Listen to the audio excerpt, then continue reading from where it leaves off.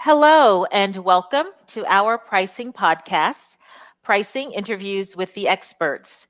I am Lisa Fisher, Senior Director of Marketing, Communications, and Key Accounts with the Professional Pricing Society. Today, we feature one of our very favorites and special guests and member of the PPS Board of Advisors, Lydia Di Liello, CEO and founder of Capital Pricing Consultants, LLC. Our topic of discussion for today is CPQ, Configure Price Quote. Hey, Lydia, and thank you for joining us today. And we are always happy to have you and look forward to your pricing expertise. Lisa, thank you for having me. It's always a pleasure to talk with you and with PPS, and I'm excited to share today's topic with our members. Awesome. Do you want to give just a brief intro for those of the listeners who don't know who you are? Absolutely. Thank you. So I'm Lydia Di Liello. I am the founder and CEO of Capital Pricing Consultants. I started the company back in 2015, but have been in the revenue and pricing space for more than 25 years. So I have been here my entire career. It's a space I love and am passionate about. And I've been fortunate to help companies that are privately held startups all the way up through Fortune 500s. So it's an exciting space to be in.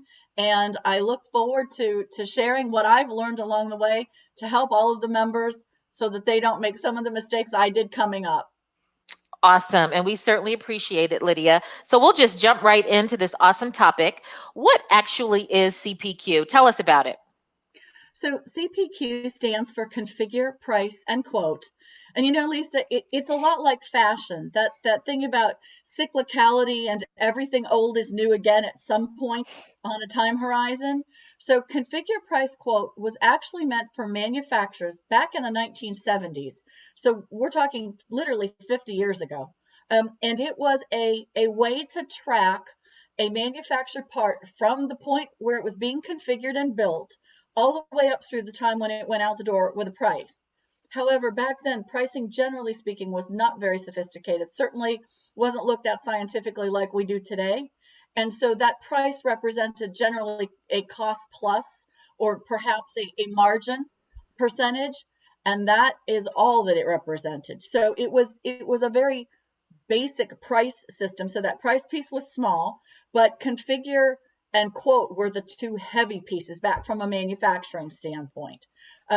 Today, it has come to mean everything from a very basic system that just gives you visibility to what you have configured and quoted, up through extremely complicated systems that allow you to see from the very front office, meaning first point of contact, all the way back through clear into inventory and production.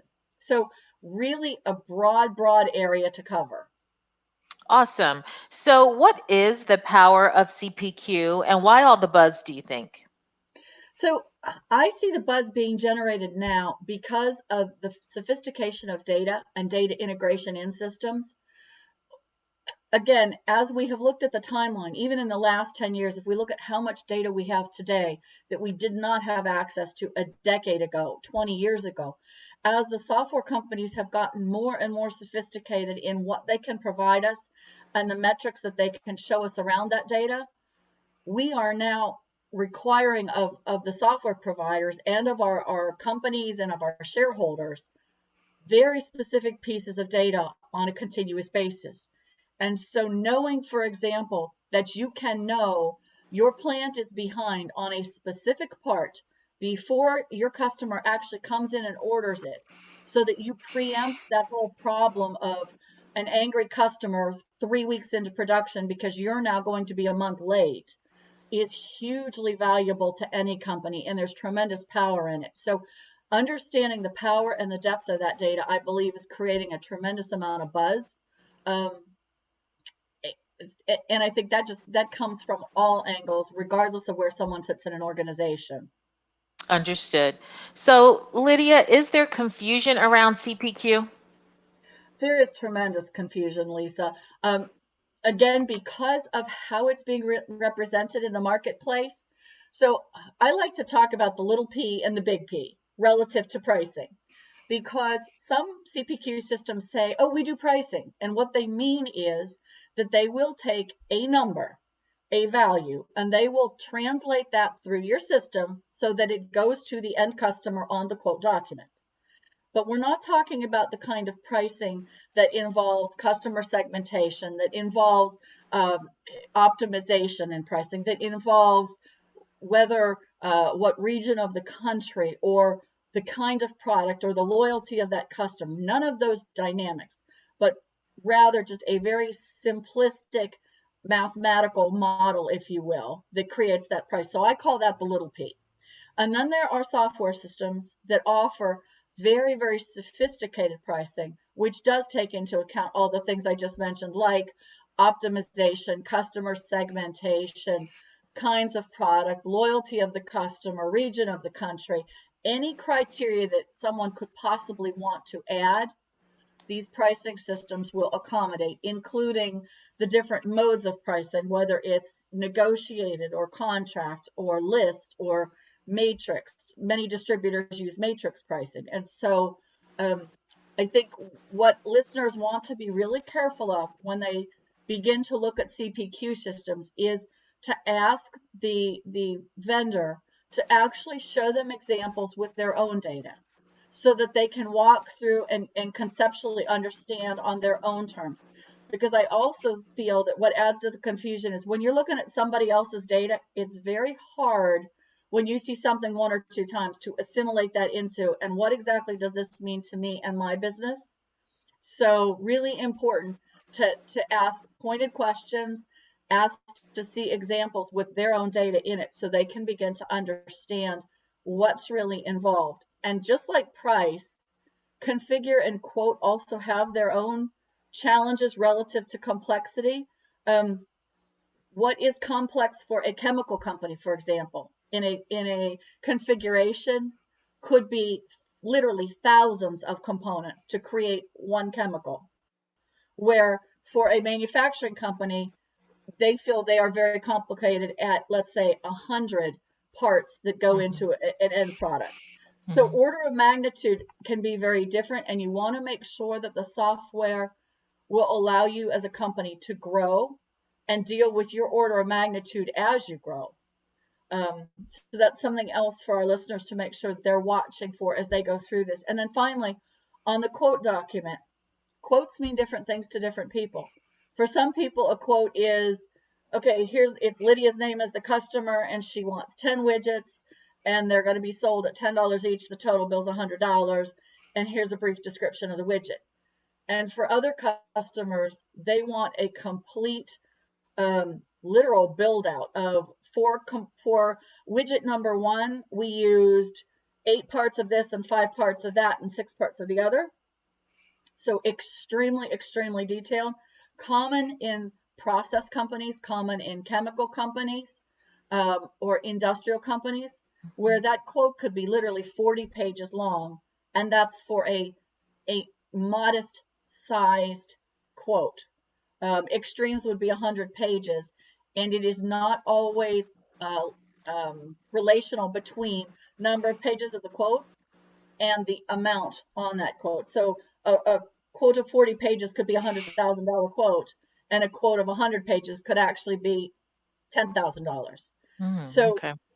Dimensions, again, for folks to keep in mind as they begin to look at these CPQ systems. Excellent. And are there other organizational benefits, Lydia, to CPQ? You know, Lisa, this kind of goes back to where we started our conversation relative to buzz. The organizational benefits include things like decreased quoting time. So you are faster to respond to your customer, which also means your win rates are going to be higher because the person quickest to the market with the best answer wins the deal. And that continues to be proven out. You get clearer, more accurate metrics. Again, the granularity of what we can measure and how often we can measure it also then gives us guidance relative to, do I need to change my strategy, or do I need to make an offering 2 weeks into the month rather than at the end of the quarter when you see the totality of your numbers? So benefits of being able to make decisions quicker and more accurately, being able to really assess the impact of the front office on the back office. And by that, what I mean is when sales is out selling and you set a specific price, if you find that volume is starting to accrue very, very quickly, but you know in the back end that your manufacturing is only capable of, let's say, 10,000 units in the month, and you have already booked 8,000 and you're week one in the month, it's a good time to increase your price to slow that demand down. But you need to see the totality of that picture to make that decision. And you can't do that if you aren't using a CPQ that is very robust and that offers you all of that visibility.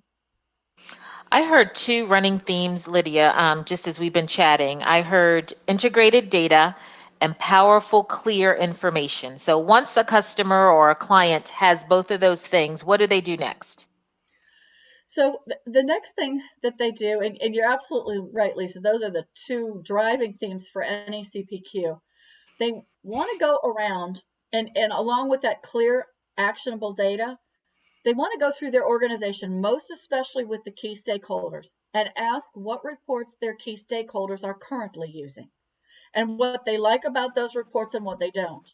And actually get down to what pieces of data, what cells, data cells on that report are of value to your executive vice president of sales and to your CFO. Because when you ask those questions and you collect all of these reports, while it's tedious, it really will allow you to communicate to your vendor exactly what it is you want each person to be able to see. And I have found in working with clients that very often we go from, let's say, 25 reports boiled down to 5, because there's duplication of effort that people don't know is going on in the organization, because finance has theirs in a silo, sales has theirs in a silo, right? Customer service has another set. And the other thing that always comes up is, while there's duplication, the baseline that the metric is based off of is often not exactly the same, which causes tremendous headaches at executive meetings, because the head of sales says, hey, I've got 90% of my quota, and finance says, no, you don't, you've got 85%. And then the fight becomes, or the discussion focuses around the 5% differential rather than, hey, folks, what we need to work on is, do we have this business, yes or no? Right. So you really can gain a lot of credibility in an organization by working with your stakeholders to get all of those reports. And then really you have a much more productive conversation with your software vendor, because now you can say to them, here's everything I want to see, and then I want to control it by log on so that sales sees this portion of it and finance sees that, the whole thing, and the CEO can see anything he or she wants on demand. Excellent. Well, this was just a quick snippet for our listeners on CPQ. You can always connect with Lydia on LinkedIn. And Lydia, can you give us your Twitter handle? I can. It's at capital L and then YDIA and then capital DILIELLO at Lydia Di Liello. Look for Lydia on her social platforms to get more information about configure, price, and quote. Lydia will also join us and share her expertise at the PPS Spring Virtual Conference, May 4th through the 12th. Lydia's live workshop, Negotiation Skills for Pricers and Sales, will take place on Tuesday and Wednesday, May 4th and 5th. And this workshop is eligible for 2 CPP credits. Lydia, it's always great to see you and always great to talk to you. Thank you for joining us. And if you want to reach Lydia via email, she is Lydia at capitalpricingconsultants.com.